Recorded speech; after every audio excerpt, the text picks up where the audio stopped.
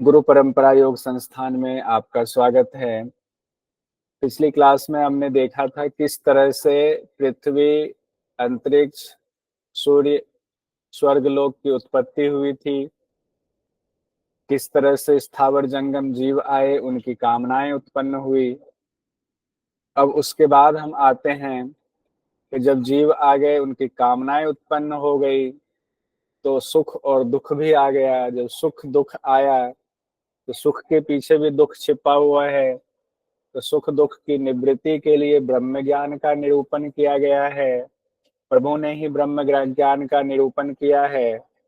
अब उसी संदर्भ में एक सुंदर कहानी है कि जनश्रुत नाम के राजा के प्रपौत्र थे।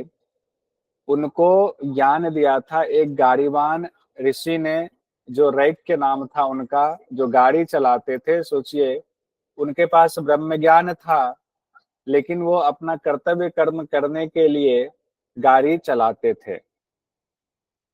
दूसरी तरफ जनश्रुत जो राजा थे, उनके प्रपौत्र थे, जो उन्होंने बहुत सारी धर्मशालाएं बनवाई थी।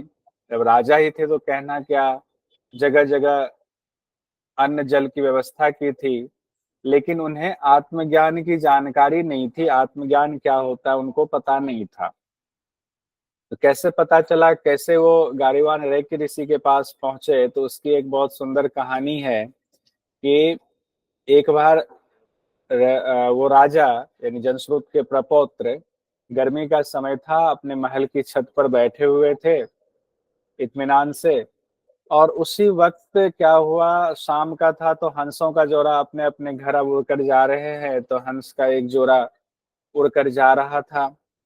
तो एक हंस ने दूसरे हंस से कहा कि अरे वो भल्लाक्ष, भल्लाक्ष एक हंस का नाम है। वो राजा को देखकर कह रहा है कि देखो भल्लाक्ष, ये जनश्रुति के पौत्र हैं, और इनका कितना तेज जो है इस द्युलोक के समान फैला हुआ है। द्युलोक कहते हैं स्वर्गलोक के समान फैला हुआ है। तो उसका स्पर्श मत कर, कहीं वह तुझे भस्म ना कर दे। यहाँ उनके तेज फैला हुआ से तात्पर्य कि कितना ये काम करवाते हैं, कितने लोगों की ये का परोपकार करते हैं। तो उससे उनका चारों तरफ उनकी जय जयकार होती है। ये राजा है। तो दूसरा हंस जो है वो क्या कहता है, ये राजा तो बहुत तुच्छ है। भला तुम किस बात से प्रभावित हो करके इस राजा की तुलना एक गाड़ीवान रैक से कर रहे हो। अब वहां उन्होंने इतनी छोटी बात में एक बात निरूपित कर दिया कि कोई गाड़ीवान रैक्य है जो बहुत प्रभावशाली, प्रतिभाशाली है और बहुत तेजवान है। उस तेज, उनके तेज की तुलना तुम इस राजा के तेज से कर रहे हो। राजा तो तुच्छ है। तो पहले वाले हंस को गाड़ीवान रैक्य के बारे में नहीं पता था। तो पहले वाले हंस ने पूछा, ये गाड़ीवान रैक्य कौन है। तब दूसरे हंस ने उनको बताना शुरू किया कि वो गाड़ीवान रैक्य हैं। वो बहुत ही पहुंचे हुए संत हैं, ब्रह्मज्ञानी हैं। जो कोई भी कोई कार्य करता है तो सोचो कि सबके धर्म रैक्य में ही समा जाते हैं, इतने प्रतापी वो हैं। और इस तरह उन्होंने रैक्य की खूब प्रशंसा की कि वो हमेशा ब्रह्म ज्ञान में रहते हैं, कभी दुखी नहीं होते, हमेशा सुखी रहते हैं। और इधर राजा भी कोई साधारण नहीं थे। इन्होंने हंस की वाणी सुन ली, हंस की वाणी को वो जानते थे। तो फिर राजा सुबह उठे और सुबह उठ करके उन्होंने अपने सेनापतियों से कहा कि कोई गाड़ीवान रैक्य है, कौन है उसके बारे में पता लगाओ। तो उनके जो है सिपाही, उनके मंत्री संतरी सब ढूंढने लगे। आखिरकार ढूंढ करके उनको रैक्य का पता चला। तो वापस आए और राजा को बताया कि एक रैक्य गाड़ीवान है, जिनका बहुत प्रताप है और उनको किसी बात का कोई कष्ट कभी नहीं होता है, वो हमेशा सुखी रहते हैं, ऐसा वहां के लोग कहते हैं। तो राजा ने कहा कि एक काम करो, उनके पास ले चलो हमें, और उनको उनसे ज्ञान लेना है। जो हंस ने इतनी बात बताई उस गाड़ीवान रैक्य के बारे में, उससे ब्रह्म ज्ञान लेना है। तो एक काम करो, 600 गायें और एक हार उनके लिए ले चलो, उनको उपहार में देंगे और उनसे कहेंगे कि हमें ज्ञान दे दो इसके बदले में। जब वो 600 गायें और एक हार लेकर गए, उनको कहा कि हे गाड़ीवान रैक्य, ये 600 गायें आप रख लो, ये हार है, और इसके बदले में हमें ब्रह्म ज्ञान दे दो। तो जो ब्रह्म ज्ञानी हो उनके लिए संपत्ति बहुत मायने नहीं रखती है। तो उन्होंने उनसे कहा, रैक्य ने, कि ए शूद्र, ये संपत्ति तू अपने पास ही रख, हमें नहीं चाहिए तुम्हारी संपत्ति। अब यहाँ जो शूद्र शब्द का इस्तेमाल हुआ है, इस पर भी विद्वानों ने इसकी भी व्याख्या की है कि शूद्र से यहाँ तात्पर्य ये है, वो तो राजा था, वो तो क्षत्रिय था, तो फिर शूद्र क्यों कहा? तो उनका तात्पर्य यह है कि चूंकि जब आप गुरु के पास ब्रह्म ज्ञान के लिए जाते हो तो वहां आपका भाव देखा जाता है, वहां गुरु और शिष्य का भाव देखा जाता है, गुरु के प्रति श्रद्धा होती है। तो राजा उस श्रद्धा के साथ नहीं गए थे, राजा संपत्ति लेकर गए थे, संपत्ति देते हैं और इनसे जो है हम ब्रह्म ज्ञान ले लेंगे। फिर राजा को इस बात का जब पता चला तो उनको अपनी भूल का एहसास हुआ। तो दोबारा राजा 1000 गाय, हार, रथ और अपनी कन्या को लेकर के वहां पहुंचा। और फिर उन्होंने कहा कि ये सब संपत्ति तो रखिए ही, मेरी कन्या से भी आपका विवाह करा देते हैं, और यहाँ जिस गांव में आप रहते हैं वो गांव आपके नाम से हो गया, और अब हमें आप ब्रह्म ज्ञान का उपदेश दीजिए। उस समय भी रैक्य ने उनको झाड़ दिया था कि नहीं, अभी भी तुम्हारे अंदर वो भाव नहीं है, तो तुम अभी भी निकृष्ट हो। फिर राजा ने बहुत अनुनय विनय किया। जब उन्होंने अपनी कन्या से विवाह कराने की बात की, तब रैक्य को लगा कि नहीं, कोई अपनी कन्या से विवाह की बात तभी कर सकता है जब उसका अहंकार मिट गया हो, कि हमारे जैसे अगर आर्थिक रूप से देखे तो मैं तो गाड़ीवान हूँ। हालांकि वो ब्रह्म ज्ञानी थे। तो इस बात से प्रसन्न होकर के कि नहीं, अब राजा का घमंड चूर हो गया है, गाड़ीवान रैक्य ने राजा को ब्रह्म ज्ञान का उपदेश दिया। ये कहानी यहीं तक खत्म हो जाती है। अब सत्यकाम जाबाल की कथा है। कहते हैं कि ऋषि हरिद्रुम गौतम के पास जाकर के एक बालक जिसका नाम जाबाल था, वो बालक कहता है कि हे भगवान, मैं आपके पास ब्रह्मचारी बन करके गुरुकुल में रहना चाहता हूँ, मुझे वेदों की शिक्षा दीजिए। तो पुराने जमाने में ये नियम होता था कि ऋषि पूछते थे कि तुम किस गोत्र के हो, क्योंकि तब तक गुरुकुल में एडमिशन नहीं होता था या नहीं रखा जाता था जब तक आपका जनेऊ संस्कार नहीं हो जाता था, उपनयन संस्कार नहीं होता था। उपनयन संस्कार के बाद पढ़ाई शुरू होती थी। अब उस बच्चे का उपनयन संस्कार देखा नहीं हुआ है तो उससे गोत्र पूछा, तुम किस गोत्र के हो। अब सत्यकाम जाबाल को जब उनकी माता ने गुरुकुल के लिए भेजा था गौतम ऋषि के आश्रम में, तो बताया था कि गुरुजी वहां गोत्र पूछेंगे, तो बच्चे ने कहा तो बता दो मेरा गोत्र क्या है। तो उनकी माँ ने कहा था कि उसे खुद भी नहीं पता कि तुम्हारे पिता का गोत्र क्या था, क्योंकि मैं तुम्हारे पिता की तुम्हारे जन्म के बाद मृत्यु हो गई, और मैं इतना व्यस्त रहती थी घर के काम काज में, क्योंकि मैं परिचायिका की तरह थी अपने घर में। तो मैं अपने पति से ही उसका गोत्र नहीं पूछ पाई, इसलिए मुझे नहीं पता कि तुम्हारा गोत्र क्या है, जब तुम्हारे पिता का ही गोत्र पता नहीं है। इसको लेकर के अलग अलग जगहों पर अलग अलग बातें कही जाती हैं। तो माता ने ऐसा बताया, तो बच्चे को, 5 साल 6 साल का बच्चा, उसको यही बात था, और बच्चा गया गौतम ऋषि के पास। तो गौतम ऋषि ने पूछा तुम्हारा गोत्र क्या है। तो बच्चे ने साफ साफ कह दिया कि हमारी माँ ने कहा है कि तुम्हारा कोई गोत्र की हमें जानकारी नहीं है, तुम बस कह देना अपनी माता का नाम लेकर के, जाबाल का पुत्र हूँ, और मुझे अपने गोत्र की जानकारी नहीं है। तो जब सत्यकाम ने ऐसा ही कह दिया कि मैं जाबाल का पुत्र हूं, तो मेरा नाम सत्यकाम जाबाल है और मुझे गोत्र की जानकारी नहीं है, तो गौतम ऋषि ने कहा कि इसका मतलब तुम सच बोल रहे हो, जो अपने गोत्र को नहीं तो झूठ भी बोल सकता था, झूठ ना बोल करके तुमने सच सच बता दिया कि तुम्हारी माँ ने ऐसा कहा। तो उससे प्रभावित हो गए गौतम ऋषि, और उन्होंने कहा तुम्हारा पहले हम उपनयन संस्कार करते हैं। तो फिर उसका उपनयन संस्कार वगैरह खुद से ऋषि ने किया, और अपने यहाँ उसको एडमिशन दिया, मतलब रख लिया। और रखने के बाद उसको जिम्मेदारी दी, 400 गायें उनको दी, जो उनके आश्रम में गायें थी, 400 दुर्बल गायें दी, और कहा इसकी सेवा टहल तुम करो। और उपनिषद में लिखा हुआ है कि सत्यकाम ने कहा, ये 400 गायें मैं चराने जा रहा हूँ गुरुदेव, और जब तक ये सहस्त्र ना हो जाए, मतलब 1000 ना हो जाए, मैं इसे लेकर वापस नहीं लौटूंगा, क्योंकि आपने कहा कि इसकी सेवा बहुत अच्छे से करने, और गाय का महत्व किसी भी ऋषि के लिए और ऋषिकुल में रहने वाले छात्र के लिए बहुत ज्यादा होता है। तो उसको लेकर के सत्यकाम जंगल में चराने चले गए और सोच लिया कि जब ये 1000 हो जाए तभी मैं लौटूंगा, तो गुरु खुश होंगे, गुरु को प्रसन्न करने का यही मेरा कर्तव्य कर्म है। और बहुत साल तक क्या हुआ कि वो चराते रह गाय, और उधर जो है वो सारी गायें खा पी करके अच्छे से, जब उनका संस्कार अच्छा था बच्चे का, पूरे मन से कर रहे थे, तो संख्या भी बढ़ती गई, और संख्या बढ़ करके एक समय ऐसा आया जब वो 1000 की संख्या में हो गई।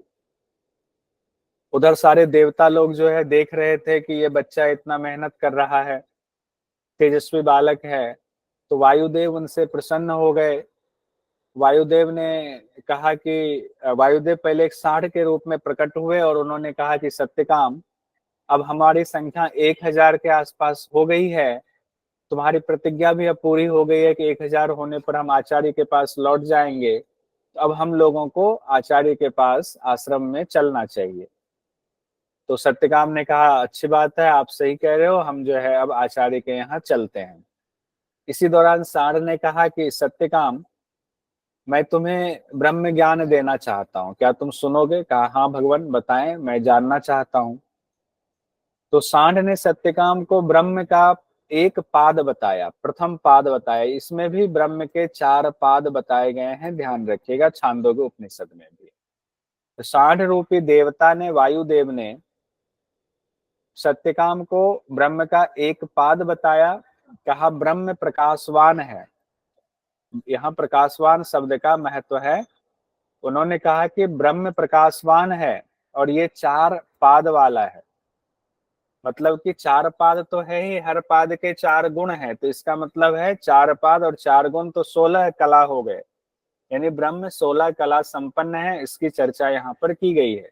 16 कला कौन कौन से हैं, अभी हम लोग नीचे मैंने चार्ट बनाया हुआ है, उस चार्ट में देखेंगे। तो पहला पाद जो है वो प्रकाशवान है, और प्रकाशवान में 4 चीजें हैं, पूरब पश्चिम उत्तर दक्षिण। पूर्व पश्चिम उत्तर दक्षिण, ये 4 जो दिशा है वही प्रथम पाद है, और वो उसकी तुलना हुई प्रकाशवान से। इतना कहने के बाद सांड ने कहा, जो देवता के रूप में थे, कि आगे तुम्हें ब्रह्म का ज्ञान अग्नि से मिलेगा, तो तुम तैयार रहना, अग्नि से तुम्हें ब्रह्म ज्ञान आगे और मिलेगा, इससे आगे की बात अग्नि तुम्हें बताएंगे। तो उसके बाद सत्यकाम जाबाल गायों को लेकर के आश्रम की तरफ चले, और जहां संध्या हुई वही उन्होंने पड़ाव डाल दिया। पड़ाव डालने के बाद उन्होंने अग्नि प्रज्वलित की। अग्नि प्रज्वलित की तो उस अग्नि में से अग्निदेव प्रकट हो गए, और अग्निदेव प्रकट हुए। उन्होंने कहा सत्यकाम, कहा हाँ भगवान बताए। कहा तुम्हें मैं ब्रह्म ज्ञान देना चाहता हूँ, तुम्हारी तपस्या, तुम्हारे इस लगन को देख करके। कहा हाँ प्रभु, मैं इंतजार कर रहा हूँ, आप हमें ब्रह्म ज्ञान दे। तो इस तरह से दूसरे दिन अग्नि ने उनको ब्रह्म का द्वितीय पाद बताया। और अग्नि ने द्वितीय पाद में क्या बताया वो देखिए, एक सेकंड। अग्नि ने द्वितीय पाद में कहा कि ब्रह्म अनंतवान है। अनंत मतलब उनका कोई अंत नहीं है, वो इतने बड़े हैं। तो अनंतवान में उन्होंने कहा क्या 4 चीजें होंगी?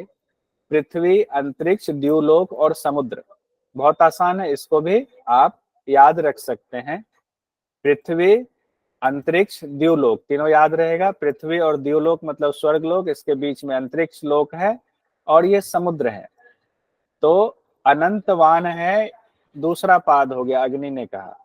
ये ज्ञान देने के बाद, विस्तार से बताने के बाद, अग्नि ने कहा कि अब तुम्हें कल हंस नाम से देव प्रकट होंगे, और हंस देव तुम्हें ब्रह्म के तृतीय पाद की जानकारी देंगे। अभी तक 2 पाद की जानकारी हो गई, दोनों के 4-4 गुण, तो 8 गुण यहाँ पर प्रकट हो गए हैं। तीसरे दिन फिर जो है सत्यकाम जावाल अभी जा रहे हैं गुरु की तरफ। तीसरे दिन होने पर फिर जो है अपना बैठे, कहीं पड़ाव डाला। पिंकी जी बंद कीजिए माइक। पड़ाव डाला तो वहां हंस प्रकट हुए, और हंस ने कहा सत्यकाम, तो कहा हाँ भगवान।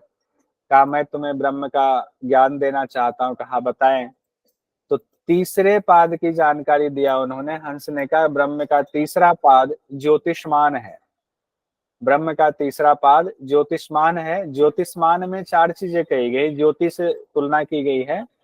अग्नि, सूर्य, चंद्रमा और विद्युत, ये 4 बातें कही गई ज्योतिष्मान में। अग्नि, सूर्य, चंद्रमा और विद्युत, ये चारों ज्योतिष्मान, यही ये भी ब्रह्म के गुण है, ब्रह्म है। तो तृतीय पाद इस तरह 12 हो गया। फिर हंस ने कहा कि अगले दिन यानी कल अब तुम्हें मदगु नाम के पक्षी आएंगे और वो तुम्हें ब्रह्म ज्ञान का जो बचा हुआ भाग है वो तुम्हें बताएंगे। तो सत्यकाम जाबाल ने कहा ठीक है प्रभु। अगले दिन फिर सत्यकाम जाबाल कहीं अपना उन्होंने डेरा डाला, गायों को रख करके एक जगह रुके। वहां पर मदगु नाम के पक्षी आए। मदगु एक जलचर पक्षी होता है, जल में रहने वाले पक्षी है, लेकिन देव स्वरूप थे और मदगु के रूप में आए।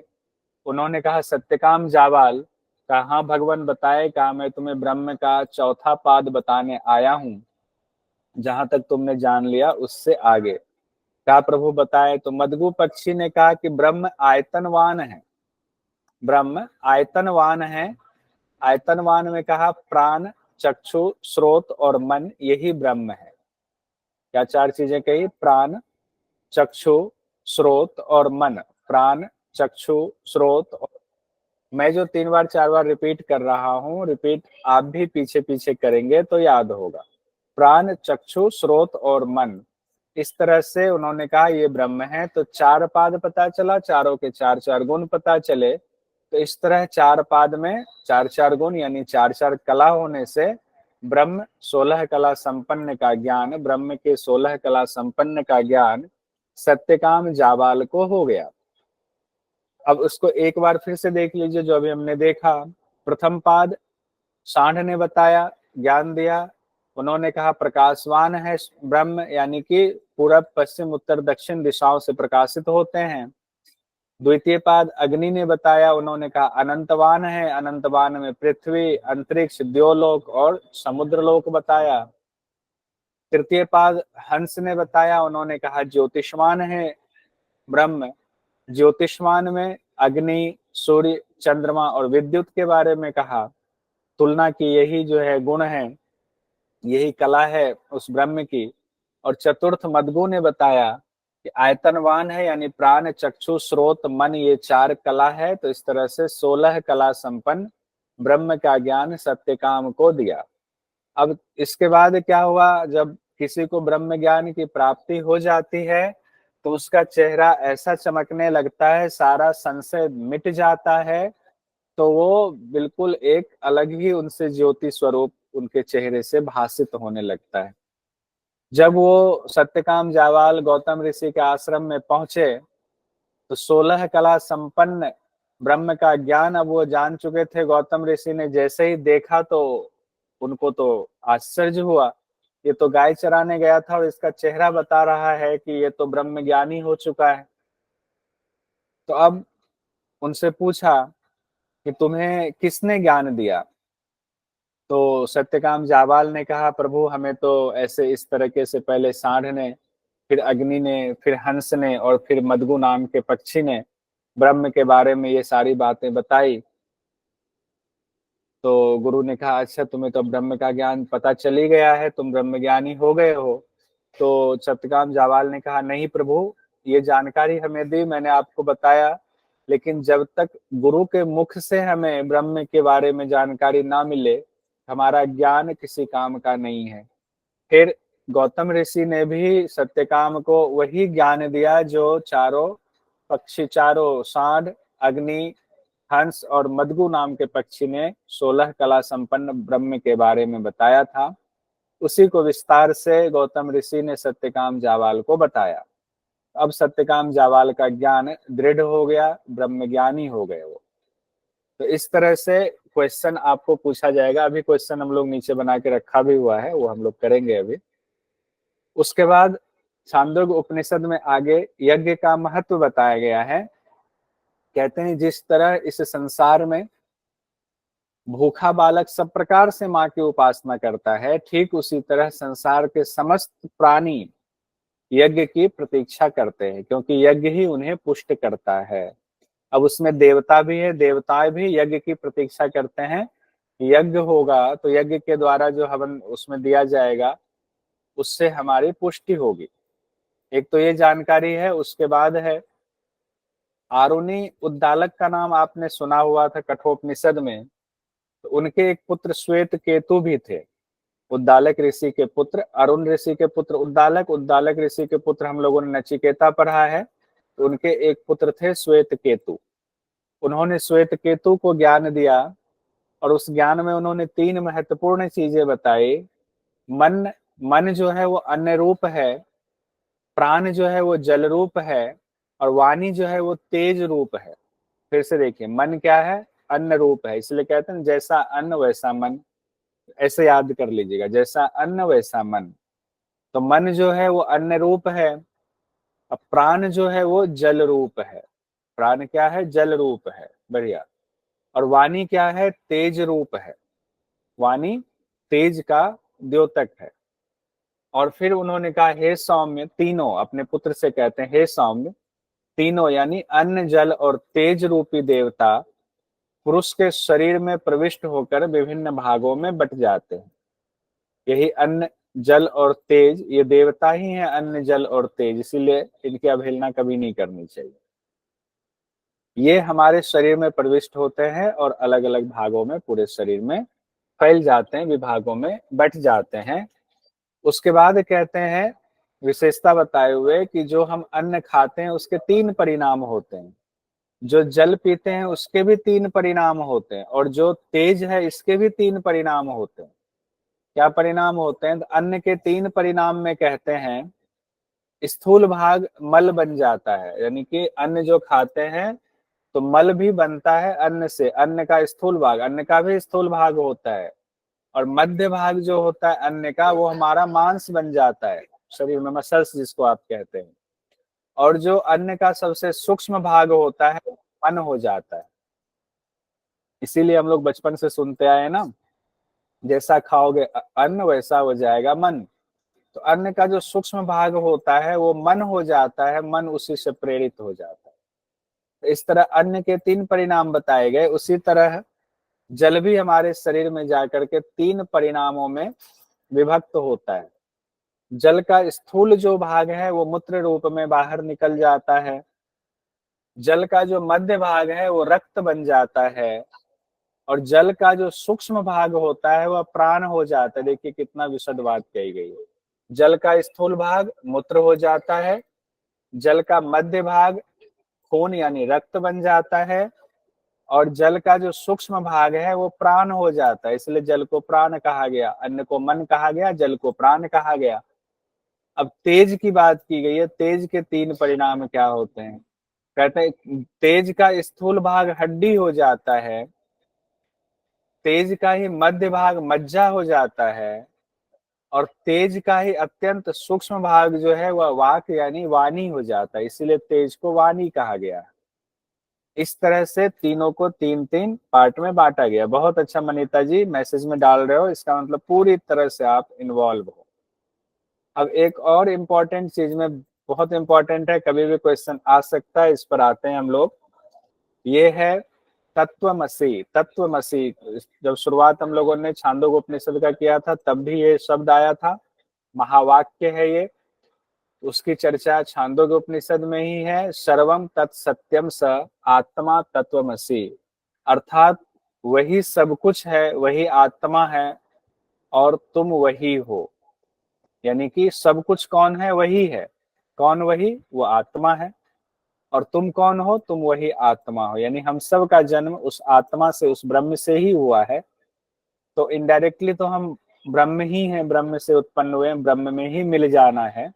तो तत्वमसि, सिर्फ एक शब्द तत्वमसि का अर्थ है तुम वही ब्रह्म हो। तत्त्वम असि आ सकता है। ब्रह्म वाक्य तत्वमसि किस उपनिषद से जुड़ा हुआ है? उसके बाद एक और इम्पोर्टेंट चीज है, मधु ज्ञान की चर्चा है। 3य अध्याय में ही छांदोग्य उपनिषद मधु ज्ञान के बारे में कहा गया है। यह आदित्य ही देवताओं का मधु है, द्युलोक ही उसका तिरछा बांस है, और अंतरिक्ष छत्ता है, और किरणें ही मक्खियों के बच्चे हैं। यानी ढेर सारी मधुमक्खियां हो गई ना, तो मधुमक्खी हो गया। अंतरिक्ष जो है उसमें मधुमक्खियां फैली हुई, तो अंतरिक्ष में क्या फैला हुआ है? किरणें फैली है, सूर्य की किरणें फैली हुई है। तो आदित्य देवता जो है वही मधु है। मधु मतलब हमें सेवन किसका करना है, किनकी उपासना करनी है? तो कहते हैं उस आदित्य की उपासना करनी है, क्योंकि शहद तो वही है और द्युलोक उसका तिरछा बांस है। तिरछा बांस मतलब जो कोई छत्ता होता है और उसमें क्या होता है, बांस लगाते हैं, बांस से उसको ऐसे देते रखते हैं आर लगा करके। कहते द्युलोक यानी जो स्वर्ग लोक है वो उसका तिरछा बांस है। और जो अंतरिक्ष है, ये अंतरिक्ष फैला हुआ है, ये उस आदित्य का छत्ता है। और इस अंतरिक्ष लोक में जो किरणें फैली हुई है मधुमक्खी की तरह, वो आदित्य के ही बच्चे हैं, यानी सूर्य के ही निकले हुए वो किरणें हैं, इसीलिए उनके बच्चे हैं। उपासना हमें आदित्य की करनी है। अब मधु विद्या में किसने किसको दिया? मधु विद्या बहुत महत्वपूर्ण है। कहते हैं मधु विद्या का ज्ञान ब्रह्मा भगवान ने प्रजापति को दिया था। प्रजापति ने मनु को दिया और मनु ने प्रजा के लिए इसे कहा। और इसी विद्या को अरुण ऋषि ने अपने पुत्र उद्दालक को सुनाया था। तो उद्दालक ऋषि की चर्चा बार बार आ रही है। उद्दालक ऋषि ने अपने श्वेत केतु नाम के पुत्र को भी ज्ञान दिया, जो ऊपर हमने पढ़ा अभी, 3 चीजों को, अन्न को, और क्या बोला, अन्न और 3 चीजें क्या थी? अन्न, जल और अन्न तेज। जल और तेज। अन्न जल और तेज जब हमारे पास स्क्रीन पर होता है तो हम पढ़ रहे होते हैं, तो हमें तो उस समय तो दिख ही रहा होता। बाद में जब हम मनन करते हैं ना, तब जब याद आ जाता है वो, तो ज्यादा समय तक रहता है। तो उद्दालक ऋषि को यहाँ मधु विद्या का भी ज्ञान हुआ और अपने पिता अरुण ऋषि से मधु विद्या का ज्ञान मिला था। और मधु विद्या सर का शिक्षक, उद्दालक ऋषि मतलब नचिकेता के पिता ना सर? हाँ, नचिकेता के पिता, नचिकेता के पिता। अब देखिए, ये मधु ज्ञान की चर्चा एक बार फिर से करते हैं। मधु ज्ञान ब्रह्मा भगवान ने प्रजापति को दिया, प्रजापति ने मनु को दिया, भगवान मनु ने प्रजा के लिए इसे कहा, और इसी विद्या को अरुण ऋषि ने, प्रजा से यहाँ तात्पर्य है कि अपने बच्चों को बताया, और अरुण ऋषि ने इसी का ज्ञान अपने पुत्र उद्दालक को दिया था। पीयूष जी बताए, कुछ कहना चाह रही? सर यहाँ पे आदित्य सूर्य को रिप्रेजेंट कर रहा है। आदित्य तो सूर्य को ही कहा जाता है ना। आदित्य सूर्य कोई देवताओं का मधु है, तो आदित्य तो सूर्य ही, सूर्य का ही नाम है। ठीक है संशय क्यों हुआ इसमें? सर, पता नहीं, कई एक वर्ड के कई मीनिंग्स आ जाते हैं हाँ, इसमें। होते हैं। तो यहाँ पर आदित्य मतलब सूर्य ही होते हैं। देवताओं के मधु कहा गया, देवताओं में कहा गया है कि सबको प्रकाशित करने वाले, सारे लोगों को प्रकाशित करने वाले हैं। लेकिन आदित्य से तात्पर्य तो ब्रह्म से ही होगा। अलग अलग छोटी छोटी चीजों में भी जब किसी की प्रधानता बता रहे हैं तो ब्रह्म रूप में उनकी प्रधानता बताते हैं, ये ध्यान रखेंगे हमेशा। तो कोई, चूंकि ब्रह्म तो दिखते नहीं है, ब्रह्म को किसी ने देखा नहीं, ब्रह्म का कोई स्वरूप नहीं है, कोई आकार नहीं, कोई प्रकार नहीं, निराकार है। तो हम लोग सर जो है जो चीज देखते हैं वो चीज ज्यादा समझ में आता है। तो हम लोग आदित्य को देखते हैं, सूर्य को देखते हैं, तो उनके द्वारा संबोधित करके बताया जाता है चीजों को। इसी विद्या को हमने कहा कि अरुण ऋषि ने अपने पुत्र उद्दालक को सुनाया था। अब उसके बाद सवाल उठता है कि ये मधु विद्या जब ऋषि मुनि के पास पहुंच गया, योगी के पास पहुंच गया, अब इस मधु विद्या का उपदेश, यानी ब्रह्म विद्या का उपदेश किसको करना चाहिए? तो इसमें साफ साफ लिखा हुआ, हो सकता है एग्जाम के दृष्टि से आपसे सवाल पूछ दे कि ब्रह्म विद्या का या मधु विद्या का उपदेश किसको करने के लिए कहा गया। 2 शब्द आया है, अपने ज्येष्ठ पुत्र को और सुयोग्य शिष्य को। 2 शब्द आया, अपने बड़े बेटे को और अपने सुयोग्य शिष्य को। बड़ा बेटा भी अगर सुयोग्य नहीं है तो नहीं करेंगे, लेकिन एग्जाम की दृष्टि से ध्यान रखिए 2 शब्द आता है, ज्येष्ठ पुत्र और सुयोग्य शिष्य को छांदोग्य उपनिषद के मुताबिक कहा गया है इस ब्रह्म विद्या का उपदेश करना चाहिए। अगर कोई पुत्र नहीं है, शिष्य नहीं है, सुयोग नहीं है, और फिर वो कहे कि सारी संपत्ति का, वो पूरे राजा है पूरे पृथ्वी का, और कहे पूरी पृथ्वी का पूरा संसार ले लो और हमें दान दे दो ये वाला ब्रह्म ज्ञान का, लेकिन क्या चीज, वो ना तो वो पुत्र है, ना ही वो शिष्य है, ना ही वो शिष्य जो होगा वो सुयोग्य होगा। शिष्य तभी होता है, ये क्वालिटी नहीं तो कितनी भी धन संपत्ति दे दे तो भी उस विद्या का उपदेश नहीं करना चाहिए। इसका ये तात्पर्य हुआ कि ब्रह्म विद्या जो है सारी संपत्ति से बढ़कर है, सबसे बढ़कर अमूल्य चीज ये ज्ञान ही है, ब्रह्म विद्या ही है। तो यहाँ से भी क्वेश्चन आ सकता है, इसको ध्यान में रखेंगे। कुछ क्वेश्चन हम लोग देखते हैं जो कुछ पूछे गए हैं, कुछ जो पूछे जा सकते हैं। 2022 अक्टूबर में ये सवाल आया था, छांदोग्य उपनिषद के संबंध में असत्य कथन है। उद्गीत 3 अक्षरों वाला है, उपद्रव 4 अक्षरों वाला है, हिंकार 3 अक्षर वाला है, उद्गीत 4 अक्षर वाला है। तो इसमें असत्य कथन कहने की बात हो रही, कौन सा असत्य कथन है? तो ध्यान रखेंगे उद्गीत, हालांकि ये चीज अभी आया नहीं था, हमने पढ़ाया नहीं, लेकिन यहाँ पर क्वेश्चन के हिसाब से जानकारी आपको मिल रही है। उद्गीत में द आधा है, तो इसीलिए इसको माना जाता है ये 3 अक्षर वाला है। उद्गीत को 3 अक्षर वाला कहा गया। इस उपनिषद में ऐसा प्रसंग आया हुआ है जहां कहा गया है कि उद्गीत 3 अक्षर वाला है। वहीं उपद्रव शब्द भी आया है और कहा है कि उपद्रव 4 अक्षर वाला है। हिंकार शब्द भी आया है, कहा गया हिंकार 3 अक्षर वाला है। तो ये तीनों चीजें तो कही गई हैं, लेकिन उद्गीत 4 अक्षर वाला है ये नहीं कहा गया। उस हिसाब से सही आंसर इसका होगा असत्य कथन, उद्गीत 4 अक्षर वाला है। तो कुछ चीजें क्वेश्चन में भी आ जाए तो हमारा आंसर पूरा हो जाता है। उसके बाद है छांदोग्य उपनिषद के अनुसार आधिदैविक उद्गीत उपासना करने का निर्देश है। ये पढ़ा है हम लोगों ने, आधिदैविक उद्गीत की उपासना, वायुदेव की उपासना, अग्निदेव की उपासना, रुद्र की उपासना, आदित्य की उपासना। बताइए कहीं आया था ये जिक्र? आदित्य की उपासना ये है ओम की आधिदैविक उपासना, तपशील आदित्य के रूप में उद्गीत की उपासना करनी चाहिए। और इसी में आगे कहा गया है, कौशितकी ऋषि ने जो है सूर्य उपासना के बारे में कहा था अपने पुत्र से। तो यहाँ भी ये भी जो है सूर्य की उसी उपासना की बात हो रही है। आधिदैविक उपासना ये भी है, आदित्य रूपी ओंकार की आधिदैविक उपासना की बात हो रही है। तो यहाँ आदित्य की उपासना की बात हो रही है। उसके बाद है छांदोग्य उपनिषद किस वेद से जुड़ा हुआ है? सामवेद। सामवेद से। सामवेद से। शुक्ला जी, शाम को कृष्ण कृष्ण जपते हैं तो सामवेद से जुड़ा हुआ है, सही उत्तर है। छांदोग्य उपनिषद में किस रस को सर्वोत्तम माना गया है? ओंकार ओंकार रस को। ओंकार रस को सर्वोत्तम माना गया। सांडिल्य विद्या की चर्चा किस उपनिषद में है? छांदोग्य छांदोग्य उपनिषद पढ़ रहे हैं हम लोग।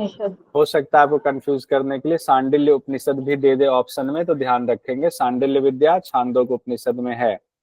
उद्गीत की चर्चा किस उपनिषद में है? तो छांदोग्य उपनिषद में। उद्गीत की, हालांकि उद्गीत ओम है, ओम की तो बहुत जगहों पर, लेकिन उद्गीत नाम से यहीं पर कहा गया है। निम्न में से छांदोग्य उपनिषद से जुड़ा मशहूर वाक्य है, अस्तोमा सद्गमय तत्वमसि। अब यहाँ सूची 1 और 2 का मिलान करना है। कूट बताइए कि सही कूट इसमें क्या होगा, एक कूट सही बता दीजिए, उस हिसाब से हम लोग। प्रथम पाद प्रकाशवान, दूसरा अनंतवान, तीसरा ज्योतिषमान और चतुर्थ वाला आयतनवान। सीक्वेंस है सर, डीसीबी। अच्छा, पहला आप लोगों ने कहा प्रकाशवान है, यानी चारों दिशाओं को प्रकाशित कर रहे हैं। ठीक है। दूसरा द्वितीय पाद आप लोगों ने क्या कहा? अनंतवान। अनंतवान में क्या 4 चीजें थी? अनंतवान में लोक, पृथ्वी, अंतरिक्ष, द्यूलोक और समुद्र। हाँ, बहुत सुंदर, बहुत बढ़िया सुमिता जी और 2 लोगों ने कहा।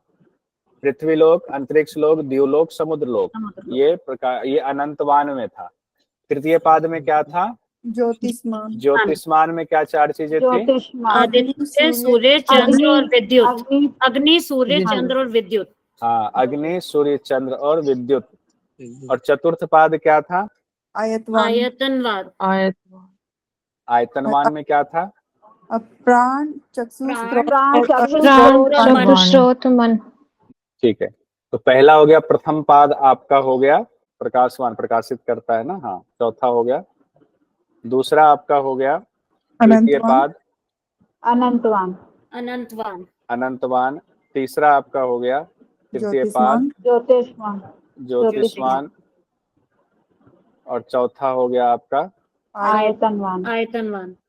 आयतनवान। ये सही कूट हो गया। आइए, पूरा याद कर लिया आप लोगों ने।